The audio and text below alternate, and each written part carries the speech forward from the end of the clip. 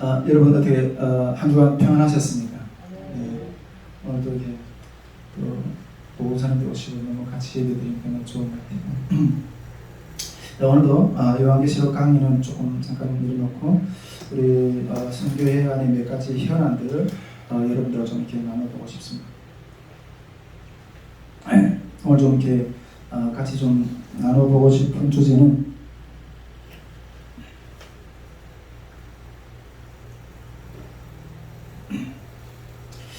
코로나19하고 이렇게 그 백신에 대한 우리 생각의 입장이 뭔가 하는 부분을 좀 나눠보고 싶고, 또 우리 선교회 가운데서 연성 중에서 가장 좀 이렇게 중요하게 생각하는 원수를 사랑하는 문제에 대해서 좀 이렇게 여러분과 같이 좀 나눠보고 싶습니다. 먼저 코로나19 속에서 우리 백신에 대한 입장을 우리가 어떻게 해야 되나 하는 것들을 좀 나눠보고 싶습니다. 우리 여름 다국민 통일 캠프를 향해서 나가는 이 걸음 가운데 우리가 한 또 700명 정도의 규모로 이렇게 주 앞에 서원하면서 준비해 나가고 있는데, 어제 오늘 뭐 이렇게 핸드폰에 불이 터질 정도로 이렇게 막 신청 참가하고 또 신청만 오고 이렇게 하는데, 이번 여름에도 하나님 큰 역사를 씌우실 것 같은데, 이런 다국민 통일 캠프를 향해서 나아가는 걸음 가운데 좀 누누이 이야기하지만 제일 어려운 이 문제가 이게 코로나 상황인 거예요. 코로나 상황인 거예요. 물론 뭐 우리 사회 이 앞에서만 이렇게 어려운 게 아니라 보편적으로 좀 우리나라뿐 아니라 전 세계적으로 이 코로나 때문에 뭐 생업이든 교회 사역이든 직장 생활이든 모든 면에서 이게 보편적으로 어려운 문제라고 생각해요. 우리 선교회 앞에 나타난 어떤 그런 어려운 건 아니라, 그래서 이런 코로나 종식을 위해서 전 세계가 지금 이렇게 많이 노력을 하고 있고, 또 우리나라도 이렇게 많이 노력을 하고 있습니다. 우리도 뭐 어떻게 할 수 있는 방법은 없지만은 그래서 우리 전도팀들이 지금 4개의 전도팀들이 서 있는데 3월 달부터 다국민 거주지역 거리 찬양 전도를 하면서 하나님 이 코로나를 종식시켜 주십시오. 이 코로나가 멈춰야지 이 여름에 우리 캠프를 주 앞에 드릴 수 있습니다. 이러면서 막 예수의 이름을 외치고 계속 그렇게 하고 있습니다. 정말 특히 제가 이렇게 설교에서도 이야기했지만 이 여름에 이 코로나가 멈추는 기적은 하나님 일으켜 줄 수 없을까? 네, 하나님께서 이스라엘 백성들을 가나안 땅을 정복할 때 그 적과의 싸움에서 이스라엘 백성들을 승리하기 위해서 하늘의 해도 멈추시고 달도 멈추시게 하셔서 이스라엘 백성들을 가나안 정복에서 승리케 하셨던 하나님이 이 여름에는 정말 우리 탈북민 영혼들이 그 영혼 구원을 위한 이런 놀라운 사역이 하나님 이 코로나를 종식시키시고 멈추시는 그런 기적은 행할 수 없을까, 이런 마음을 가지고 이때까지 계속 이렇게 기도할 때마다 기도하고 그렇게 있었습니다. 그렇지만은 현실적으로 이 코로나19가 이렇게 해결될 방안은 이 백신을 개발이 진행해가지고 이 백신을 통해서 이렇게 다스릴 수 있는 어떤 그런 것이 제일 가장 현실적인 어떤 방법이고, 그런 것들을 위해서 지금 개발이 되고 또 접종이 본격적으로 우리나라뿐 아니라 전 세계 가운데 이렇게 진행되고 있는 상황들을 여러분들도 다 잘 알고 계실 것 같습니다. 그런데 이 백신에 대해서 여러 가지 다양한 견해들이 있는 것 같아요.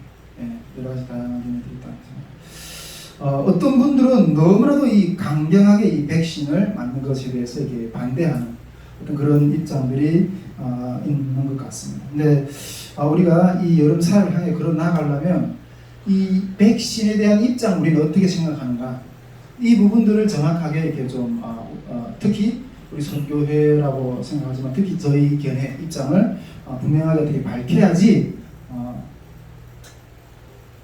혼선이 되지 않을 것 같아요. 네, 혼선이. 다양한 사람들마다 백신 맞는 걸 반대하는 사람도 있고 또 찬성하는 사람도 있는데, 이 가운데서 우리 입장이 뭐냐, 이런 부분들을 정리를 해야지 이 사역을 걸어가는 데서 이렇게 혼돈이 안 올 것 같다 하는 그런 생각을 좀 이렇게 해보게 됩니다. 저는 코로나19 예방을 위해서 백신을 접종하는 것을 문제가 없다고 생각합니다. 개인적으로 그렇게 생각합니다. 이렇게 생각하는 첫 번째 이유는 백신 접종이 빨리 보급이 돼야지 캠프가 가능하기 때문에 첫째는 캠프가 가능하기 때문에. 그래서 현재로서는 이 코로나 상황을 이렇게 종식시키는 어떤 가장 빠른 방법은 백신 접종이 빨리 이루어져야지 이게 집단 면역이 이루어지고 그것이 이루어져야지 모임이 자유로워지고 또 그런 결과로 우리 또 이렇게 여름 사역도 여름 지금용 집회도 캠프도 가능하기 때문에 일단은 첫 번째는 어떤 그런 생각이 좀 있어요. 요즘에 보면 이 백신 현재가 백신이 이렇게 보급 상태 보면 7월 중이면 예상보다 빠른 어떤 집단적인 면역이 이렇게 형성이 되지 않을까 좀 그런 생각도 좀 이렇게 해보게 됩니다. 저는 개인적으로 이것이 하나님께서 캠프를 열 수 있도록 열어주시는 길이라는 어떤 그런 믿음도 있어요. 그렇게 생각합니다. 그러나 백신 접종이 문제 없다고 생각하는 근본적인 이유는 다른 데 있어요. 근본적인 이유는 다른 데 있다.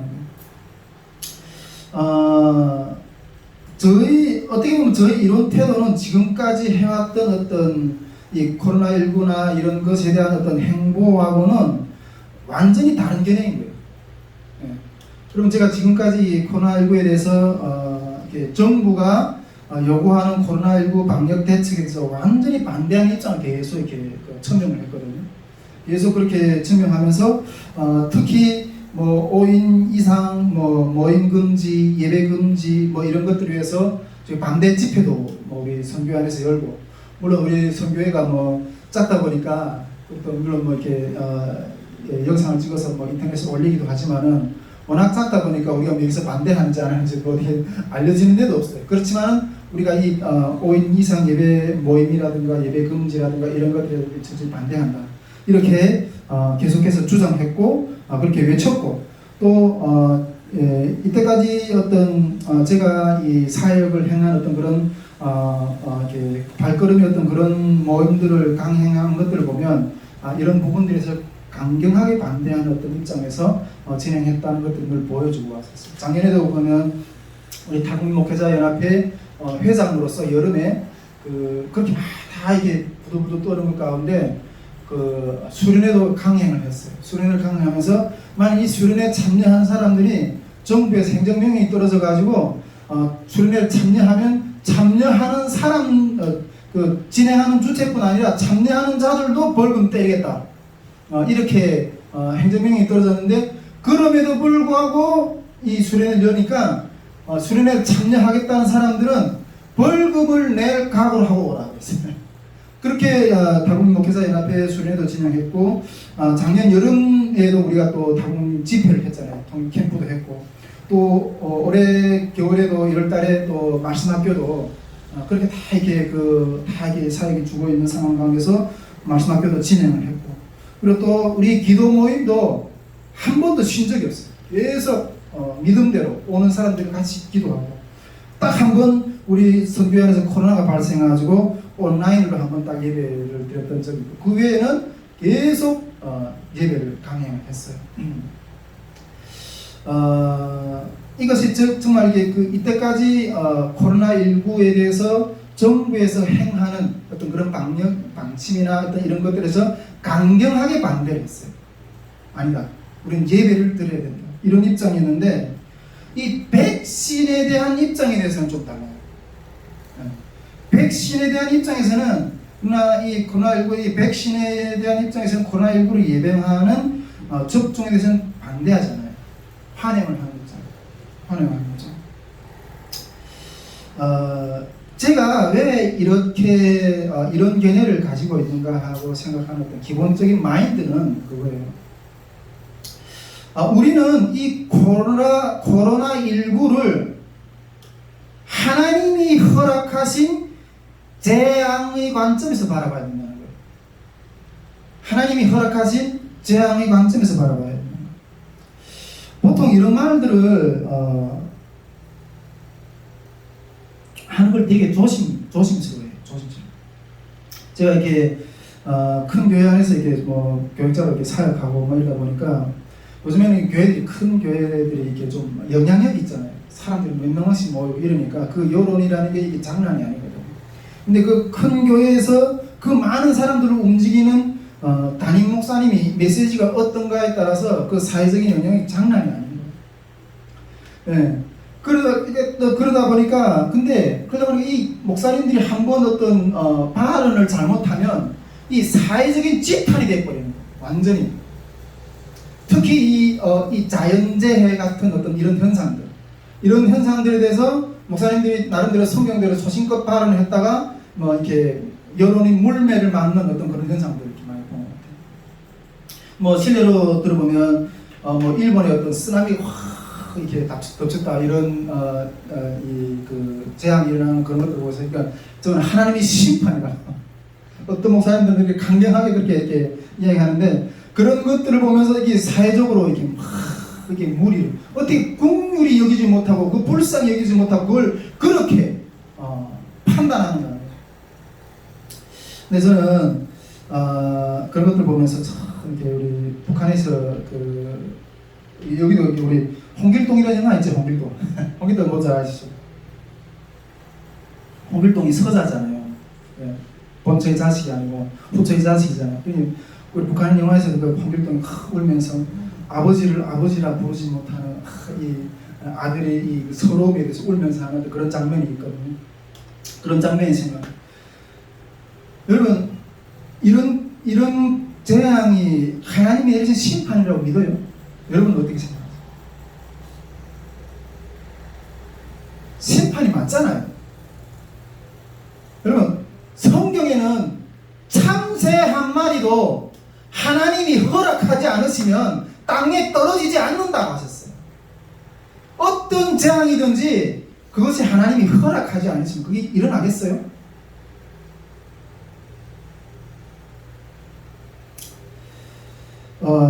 왜 말 못하냐? 사람들이 눈이 두려워서, 사회적인 어떤 지탄이 두려워서 그냥 비율을 맞추는 거예요. 점점 그렇게 생각해요. 그런데 저는 뭐 개별적으로 그렇게 생각하는데 이거는 코로나19는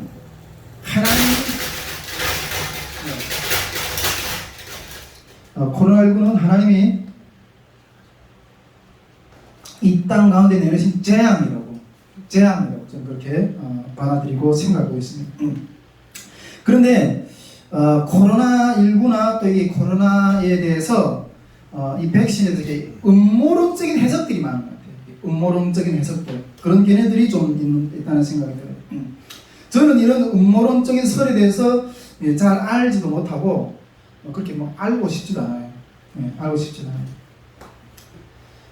물론 이게 뭐 제가 이해하는 그런 흐름이 맞는지는 모르겠지만은 이게 백신 뭐 음모론은 대충 이런 내용인 것 같아요. 백신을 맞으면 인간이 이 세포 중에서 이게 DNA를 그 약물이 투여되면서 조작이 되고 유전자가 변형이 되고 뭐 어쩌고 해서 나중에 뭐 어떤 사람을 컨트롤할 수 있는 어떤 그런 구조로 간다. 아마 이런 식으로 이런 논리로 이렇게 이야기를 많이 하는 것 같아요.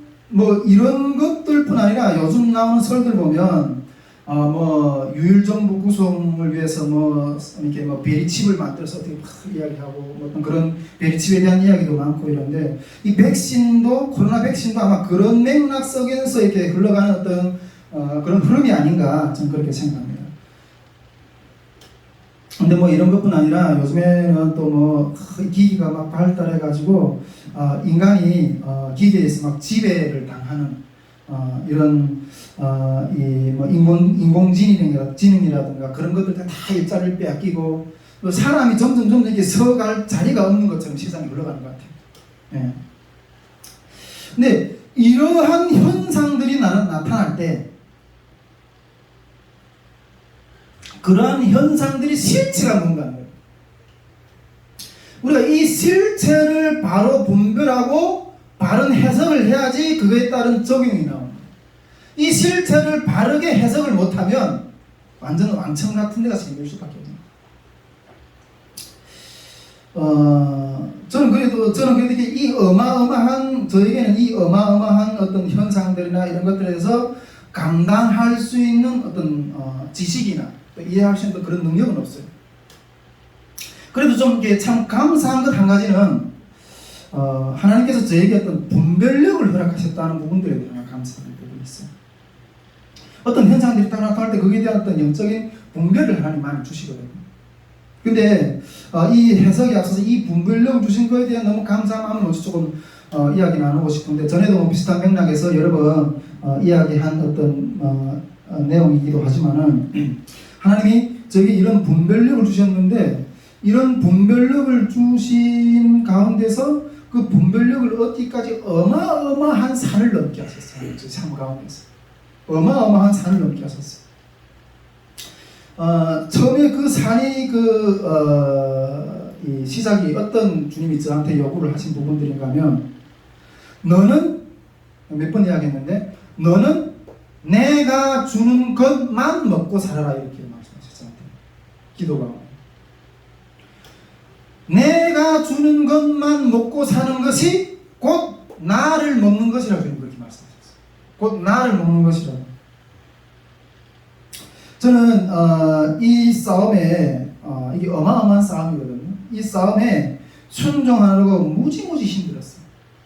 제가 혼자 사는 삶이라면 그래 나름대로 뭐 그렇게 할 수 있는데 가정이 이루어졌잖아요. 근데 이거는 하나님이 저에게 주신 메시지거든요. 근데 저는 가정을 이룬 몸이기 때문에 이 메시지는 가정이 순종을 해야 돼요.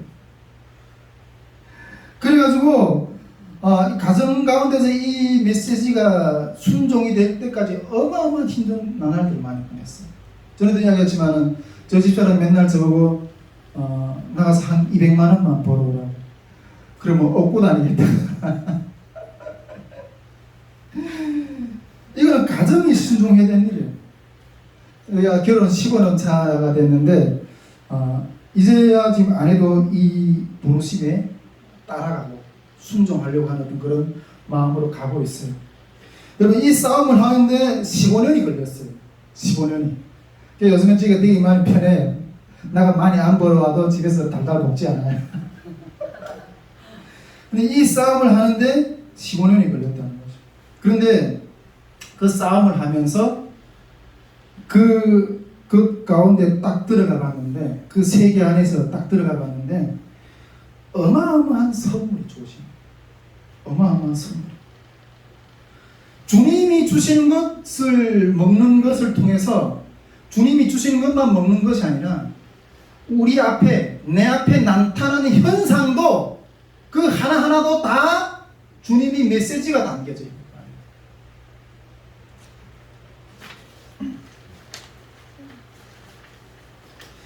거예요. 현세는 우리가 지금 이렇게 싸우는 어떤 그런 싸움을 이 먹고 살기 위해서 어떤 그렇게 막 부단히 노력하잖아요.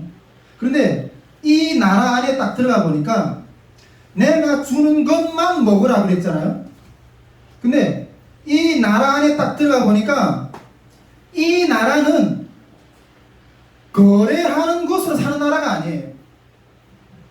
우리 지금 인간 세상은 내가 내 노동력을 팔고 그 팔아둔 노동력을 이렇게 돈을 받고 뭔가 이 다 거래, 모든 것이 거래거든요. 거래하는 것으로 살아가거든요. 그런데 이 나라에 들어가 보니까 이 나라는 거래하는 생활 원칙으로 사는 게 아니에요. 계시록의 13장인가요? 이마에 인을 맞지 않는 자, 666 인을 맞지 않는 자들은 이 거래를 못하게 한다고 그랬거든요. 그런데 이 나라에 들어가 보니까 거래하는 것으로 사는 것이 아니라 일방적인 하나님의 은혜로 사는 거예요. 만나는 그냥 하늘에서 내려오는 거예요. 그것을 그냥 받아먹는 은혜로 사는 것이에요. 근데 딱 들어가 보니까 여기는 이 성령의 인치심이 확실해요. 이 나라. 우리 에베소서 1장 13절에 보면 하나님 우리 성령으로 인쳤다고 그러거든요. 인쳤다고 그러거든요. 확실한 실체가 있는 그런 세계예요. 저는 이 성경에서 계시록에서 말하는 666도 뭐 어떤 베리칩다 이런 개념으로 생각하는 게 아니라 이건 완전히 이게 죄의 속성, 죄의 인침, 성령으로 한번 여러분 인침을 받아보십시오. 너무나도 분명해요. 이 죄의 인침을 한번 받아보십시오. 너무나도 그건 선명해요. 뭐 굳이 메리침을 꽂지 않아도 죄의 인침이란 확실해요. 나중에 뭐 계시록을 또 이렇게 우리 말씀학교 가운데도 이렇게 계시록을 한 부분 다루려고 하는데 그때 뭐 정확하게 좀 더 정리할 기회가 있을 것이라고 생각하는데, 여러분 이 세계는 너무나도 분명한 세계. 주님이 주신 것을 먹고 사는 세계는 너무나도 분명한 세계. 그런데 이 세계는 영적 세계인데 이 세계는 조작될 수 있는 세계가 아니에요. 조작이 될 수 있는 세계가 아니에요. 저는 영은 조작할 수 없다고 생각하거든요. 우리가 지금 이 코로나19라든가 뭐 백신이라다 이런 것들을 뭐 DNA가 들어가서 뭐 어떻게 뭐 조종하고 조작하고 뭐 이렇게 이야기를 하는데, 그런데 이 영의 세계라는 것은 조작할 수 있는 영역이 아니라는 거예요. 우리 인간이 물론 이게 창조의 능력이 있다고 해가지고 뭘 만들어내는 것은 어떤 아무것도 없는 가운데서 뭘 만들어낼 수 있는 게 아니에요. 뭐 이 물질 가운데 어떤 소재를 가지고 뭔가 만들어낼 수, 인간이 뭔가 창조적 능력이 있다면, 없는 것 가운데서 인간은 뭔가 만들어낼 수가 없어요. 여러분, 그러나 이 영의 세계는 물질 세계가 아니거든요. 이거는 저는 불가항력적인 영역이라고 생각해요. 사람이 조작할 수 있는 영역이 아니라고 생각해요. 물론 물질적인 계에서 조작을 해서 그것이 그 사실이라고 칩시다. 그런 것들이 어떤 영적 삶에 조금 우리에게 좀 어렵게 할 수는 있다고 생각해요. 이런 것들이 뭐 실제 어떤 실체가 있어서 우리에게 뭐 다가와서 괴롭힌다 할 때 뭔가 조금 어려울 수 있다고는 생각을 해요. 그러나 본질적인 영향은 주지 못한다고 저는 생각해요. 하나님이 통치하시는 모든 것에 영향 아래 있다고 저는 믿거든요. 앞으로는 계속해서 앞에서 이야기했지만 뭐 무슨 세계정부요, 뭐 인공지능이요, 계속 이렇게 진행해 가면 갈수록 인간이 설 자리는 점점 더 좁아지고 이럴 건데, 그 속에서 살 수 있는 길은 오직 하나님을 인식하고 하나님의 영으로만 따라갈 때, 그 안에는 무한무궁한 하나님의 세계가 보여져요. 세상은 인간의 설자리가 없다 그렇게 막 아우성치지만은 이 영을 따라가는 삶 가운데서는 무한한 하나님의 역사가 있어요. 무한한 하나님의 세계가 펼쳐져 있다는 거예요. 그것을 따를 때만이 앞날에 대해서 걱정하지 않고 살아갈 수 있다는 거죠.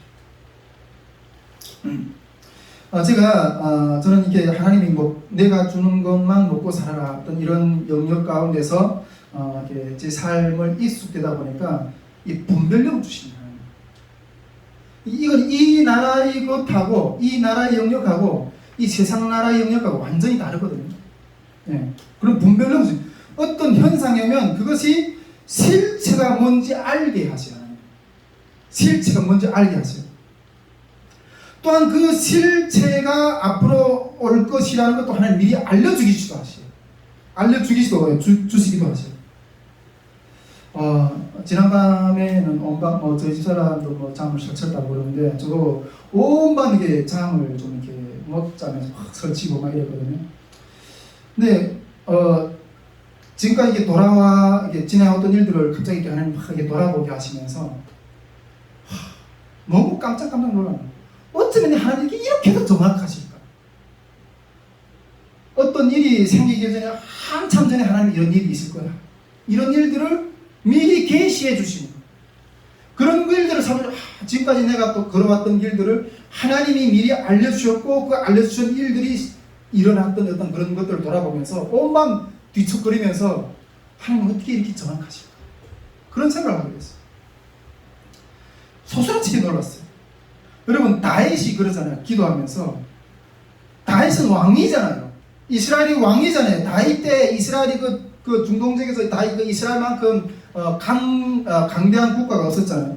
근데 그 강대한 국가의 왕이 뭐가 부족해서 다윗이 침상에서 기도하잖아요. 주의 영이 내게서 떠나가지 말게 해라. 그 주의 영이 통치하는 그 세계가 얼마나 그 넓고 깊고 완벽하고 안전이 보장되고 그걸 알기 때문에 그 위대한 왕이 뭐가 부족함이 없는 그 왕이 주의 영이 내게서 제발 떠나지 말게 그렇게 기도합니다.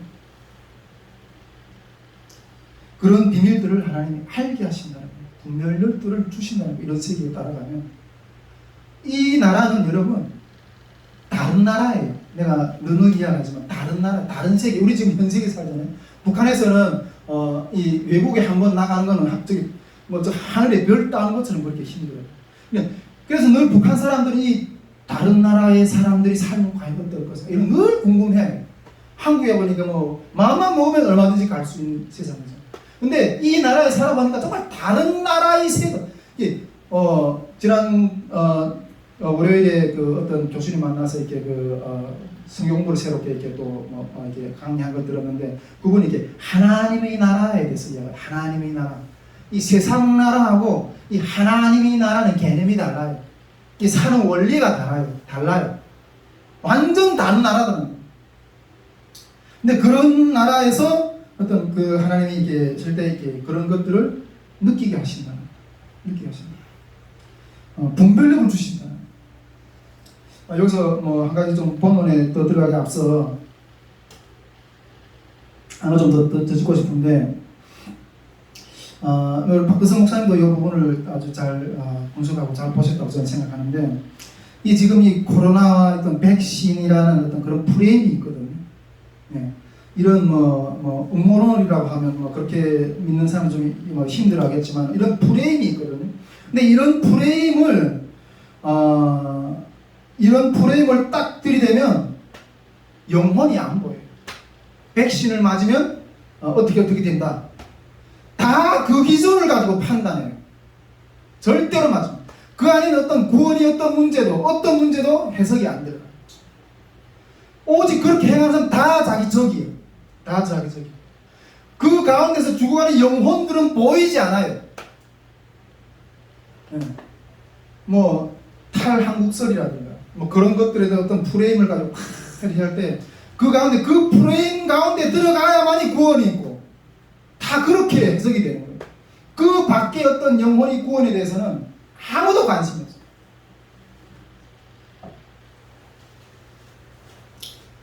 제가 이런 것들을 딱 보면서 이것을 보고 미혹이라고 하는구나. 저는 그렇게 생각해요. 미혹이라고 생각해요.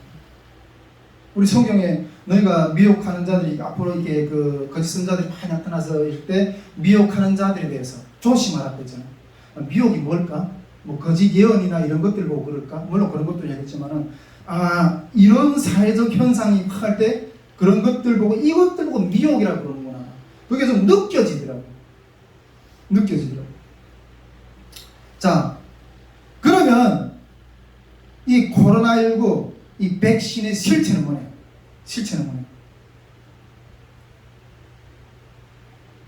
하나님이 분별력을 주셨다고 그랬는데 이 분별 가운데 주신 실체는 뭔가 하는 거죠. 한 세 가지로 이야기하고 싶은데, 첫째는 마지막 때의 징조라는 거예요. 마지막 때의 징조. 우리 성경에 보면 그 예수님께서 재림하실 때 마지막 때의 징조들과 여러 가지 어떤 지진과 기근과 언역도 그 가운데 하나씩 속하거든요. 마지막 때의 징조의 한 모습이라는 거죠. 두 번째는 세상 나라들 가운데 하나님의 존재와 위엄을 나타내시는 일이라는 거예요. 세 번째는 특히 당신의 교회들을, 하나님이 몸된 당신의 교회들을 흔들어서 타작하시는 하나님의 판단이라는 거예요. 많은 교회들 가운데 얼마나 죽정이들이 많아요. 그것들을 어떤 고난을 주문해서 흔들어서 죽정이들은 다 털어내시는, 알곡만 남게 하시는 그러한 하나님의 판단이다. 하나님의 심판이라는 거예요. 저는 이 견해를 이 코로나19가 시작되기 전부터 강조를 했어요. 우리 여기 예수님 안교회하고는 코로나가 금방 시작될 때부터 이렇게 우리 같이 연합해서 이렇게 이 길을 걸어가게 됐는데, 제가 이 코로나 여러분들도 아마 기억할 거예요. 아마 우리 동시상수 TV에 들어가봐요. 옛날에 내가 그 이게 코로나19에 대한 견해를 내가 쭉 하는 그때 마음 주실 때마다 이렇게 이렇게 그 강의를 해서 말씀을 전해서 이렇게 분리해서 이렇게 해놓은 칸의 딸이 있어요. 이렇게 한번 들어가봐요. 이미 제가 그런 말을 오래전부터 했어요. 제일 처음에 이게 하나님이 코로나19가 터지기 전에 그런 마음을 주셨어요. 세상에 지금 이제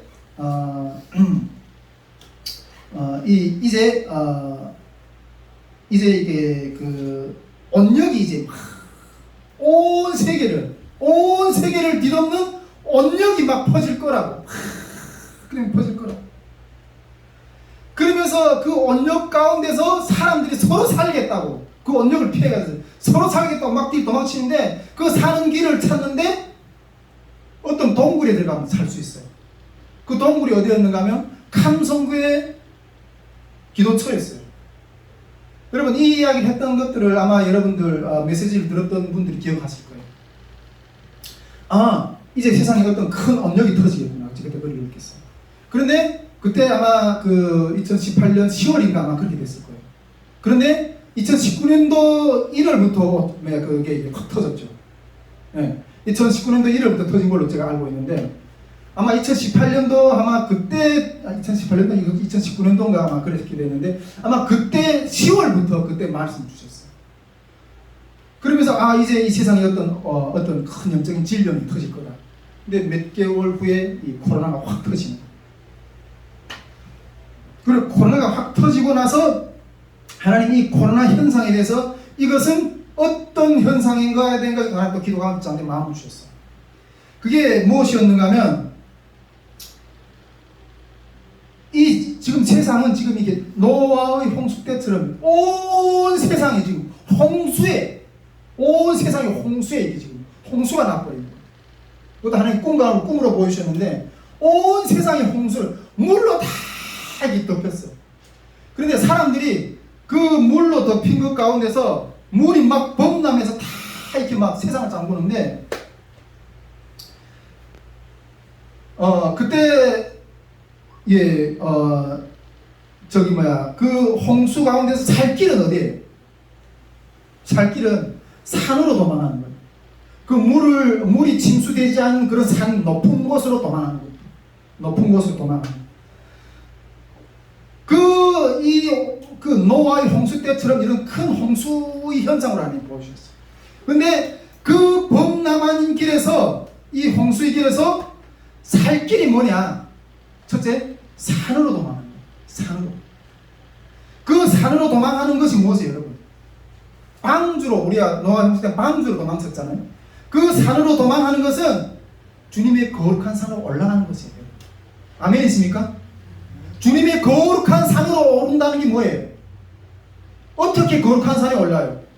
예배드리고, 이렇게 할 때 예배드리고 더욱더 기도에 힘쓰고, 그것으로 이 영적인 재앙을 피할 수 있는 길이에요. 이게 영적인 이 홍수 가운데, 이 온역 가운데 살 수 있는 길이라고 그때 하나님 보여주셨어요.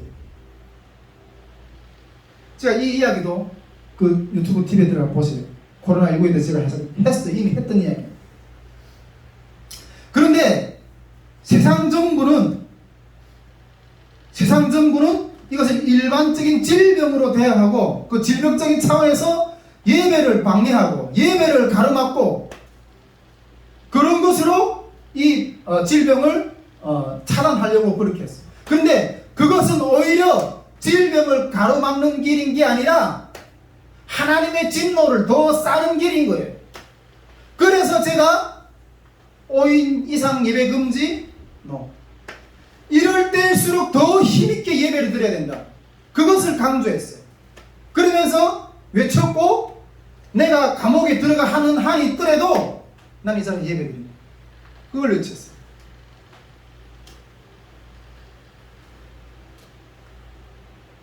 여러분, 이 예배를 드리는 것들을, 더욱이 이 시대에 예배를 드리는 것들을 막는 것은 하나님을 대적하는 거예요. 하나님을 대적하는 길. 영적인 시각이 없으면 이렇게 하나님을 대적하게 돼요. 이스라엘 백성들도 하나님이신 예수님이 오셨는데, 그 그 영적인 눈이 없으니까 하나님을 알아보지 못하고 죽여버렸어. 십자가에 죽여버렸어. 그래서 우리는 길을 쓰고 예배를 드렸고, 이 쭉정이 신앙이 아님을 주님 앞에 고백하면서 이 예배와 이 싸움을 그 가운데 했었어요. 그러나 하나님이 보호하신 가운데 우리가 아무 손해도 없이 지냈는데, 제가 요즘에는 성산교회를 이렇게 접었는데, 성산교회를 결정적으로 제가 접게 되었던 이유도 바로 이 부분이 있었어요. 목사님하고 이렇게 여름 사역에 대한 협조를 좀 구하려고 딱 찾아갔는데, 성산교회 목사님이 우리 사역을 하는 걸 옆에서 계속 보잖아. 우리 이 성교회가 또 성산교회 안에서부터 시작해서 이렇게 성장해 왔고, 그러면서 성산교회 목사님이 그러더라고요. 우리가 지금 이 코로나 이런 상황에도 그냥 멈추지 않고 그냥 강경하게 예배드리고 이렇게 나가는 그런들 보면서 우리 이 다이슈모멘털 성교회가 그래도 세워진 것 가운데 조금이라도 이 성산교회의 지분이 있다면 좀 행동을 자제해달라고. 전에도 내가 이렇게 성산교회에서 설교하다가 방언기도를 하지 말아달라고 이렇게 요청하는 걸 들었고, 이번에도 딱 우리가 주님 앞에 드리는 이 시대 가운데 드리는 예배를 이에 대해서 이렇게 자제를 하는 것들을 요청하는 걸 딱 듣고, 여기까지인가 보다. 그래서 결정적인 동기는 그렇게 멈추고 이렇게 나오게 됐어요. 여러분, 이 코로나 상황 가운데 유일하게 살 길은 예배드리는 길이에요. 예배를 주한테 나가는 길. 둘째로, 백신은 이 사태를 거두시는 하나님이 허락하신 섭리라고 저는 생각해요. 여러분, 이거 뭐 음모론적으로 생각하는 게 아니라 이거는 하나님께서 이 땅을 흔드시고, 특히 당신이 교회들 가운데서 진짜 신앙을 보기 위해서 흔드시는 하나님이 심판의, 재앙의, 고난의 차원에서 해석해야지 음모론적인 차원에서 해석하는 거 아닙니다. 이게 코로나19의 영적인 실체고 백신의 실체입니다. 뭐 교인들이 조작했었던 이런 것들은 제가 이렇게 마음에 들어오지 않아요. 이 하나님이 나라의 어떤 영역 가운데서 드는 마음이 그 백신이나 이런 것들 되게 좀 마음에 불편해요. 네. 어쨌든 그래서 이 백신을 저는 빨리 이렇게 확보되어서 집단적인 면역이 일어나서 이번 여름에도 정말 하나님께 드리는 예배가, 영혼 구원의 역사가 쉬워지기를, 더 빨리 쉬워지기를 주님 앞에 간절히 소망합니다. 아멘이십니까? 이것이 코로나 사태에 대한, 백신에 대한 저희 입장, 견해예요. 아멘이십니까? 네.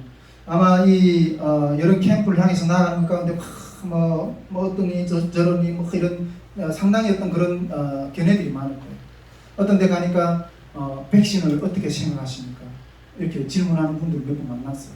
앞으로도 이 모인 것 가운데 가서 또 수많은 어떤 다양한 견해들이 부딪혀 먹을 거예요. 그러나 우리가 가지고 있는 백신과 코로나에 대한 어떤 실체, 이런 입장을 가지고 우리는 믿음으로 나가고 예배하며 나갑니다. 이런 견해로 대답하고 나가야 될 줄 믿습니다. 저는 정말 전에도 이야기했지만 이 여름에 저희 모든 것을 다 주님이 이 사역 가운데 부어로 해요. 첫째는 전에도 계속 이야기했지만 이 여름이 우리가 이 나타나는 이 코로나나 또 여러 가지 어려움들이 우리에게 주시는 교훈은 캠프를 얻는 것이 아니라, 그럼에도 불구하고 주님이 부르시면 나가겠느냐, 주님을 얻는 것, 하나님을 얻는 것, 캠프를 얻는 게 아니라 하나님을 얻는 것.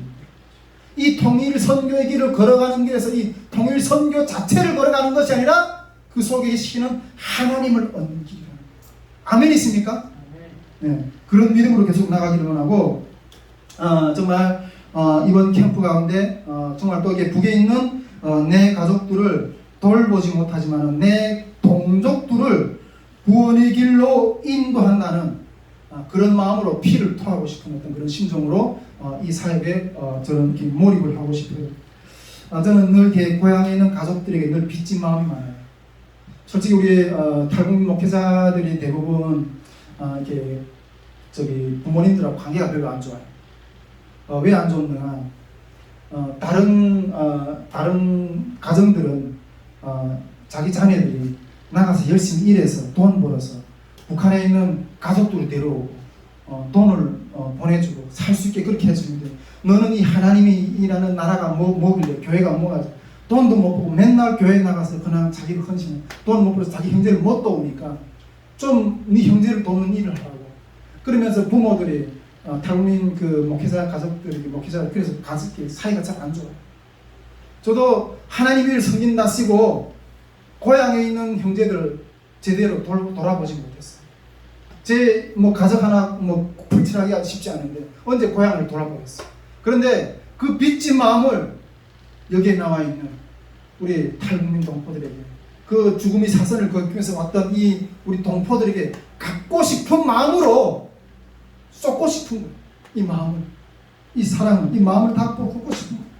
이런 이 설교를 준비하는데 그 가족에 대한 늘 미안한 마음을 내가 그렇게 하는 늘 마음 한쪽 구석에 있는데, 주님이 또 이런 오늘 설교 준비하면서 이런 말씀을 생각나게 하시고요. 쟁기를 들고 뒤를 돌아보는 자는 나에게 합당하지 않다. 쟁기를 들고 주여 알겠습니다. 주님이 갚아가라.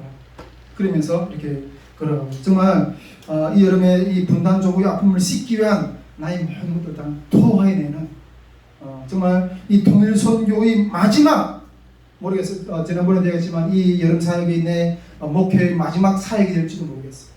그것을 다 토해내는 어떤 그런 걸음들로 걸어가고 싶은 마음을 가지고 이렇게 걸어가고 있어요. 근데 한 가지만 더 말씀을 드리면, 요즘에 이번 이 사역이 너무나도 어마어마하니까 이 재정적으로 제가 이렇게 만져봤던 어떤 그런 재정이 아니니까 막 이렇게 영적으로 마음은 편하다 하면서도 영적으로 막 이렇게 고민을 많이 하는 거.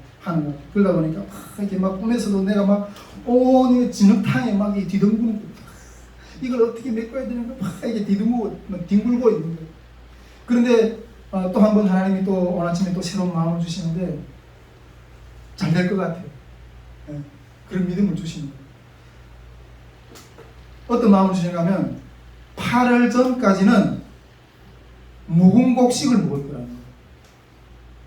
그 우리 집 창고에 그 쌀 창고에 쌀독에 그 무궁곡식을 있잖아요. 그 꽉꽉 눌어서 담는, 막 그 아구리에 막 넘쳐나서 그 담지 못할 정도로 그렇게, 이런 8월 전까지는 이 무궁곡식을 먹을 거라는 거예요. 그리고 8월 이후에는 새로운 곡식이 이렇게, 우리 북한에서 보통 보면 8월달에 옥수수가 나잖아요. 8월달에부터 옥수수가 나거든요. 옥수수 난 다음부터 그 다음 그 곡식 걱정을 이렇게 안 하고 사람들이 가을까지 또 그렇게 살아가요. 그러면 8월 이후부터는 핵곡식을 먹을 것을 소망하고 살아가는 거예요. 그래서 하나님이 그렇게 막 내가 헤매고 막 이렇게 고민하니까 그런 것들에도 또 이렇게 확신을 주시더라고요. 여러분, 이번 여름에도 정말 하나님의 영광, 이 통일선교의 역사를 세우신 하나님의 영광을 보는 그런 놀라운 역사들 우리가 함께 목도할 수 있기를 주님으로 축복드립니다.